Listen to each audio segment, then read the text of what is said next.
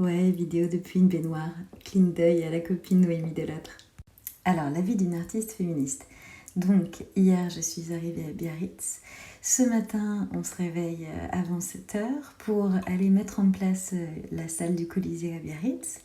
Et puis ensuite, à partir de 9h, donc une fois que les costumes sont installés et tout ça, début d'une conférence sur les violences sexuelles et sexistes au travail. Et donc là, j'ai parlé énormément de la VFT, l'Association européenne contre les violences faites aux femmes au travail, et de tout ce qu'elles font. Et j'ai passé beaucoup de temps à encourager les gens à aller sur leur site, à les contacter, etc., etc.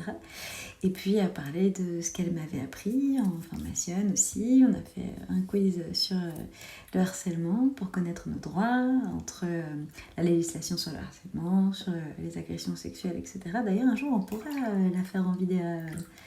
Ouais, ça peut être une bonne idée de faire le quiz. Par exemple, vous vous mettrez en commentaire. Donc, si un collègue met une main sur les fesses d'une de ses collègues, est-ce que, à votre avis, c'est du harcèlement sexuel? Donc, au niveau de la qualification pénale, oui ou non? Et puis, je donnais aussi plein de stratégies pour avoir une ambiance moins sexiste au travail et que ça favorise les rapports égalitaires entre toutes et tous et l'épanouissement de toutes et tous dans le monde du travail. Et puis on a donné des chiffres pour connaître les réalités des violences sexistes et sexuelles au travail. Et j'étais évidemment sur scène, pas seule, avec des membres du CIDFF 64 qui m'invitaient. Et puis aussi avec une inspectrice du travail, avec des juristes, avec des élus, etc., etc. Et puis ensuite, j'ai à peine eu le temps d'avaler un bout de salade et de discuter avec quelques personnes sur les possibilités d'intervenir aussi pour les agentes et les agents de leur collectivité territoriale et tout ça.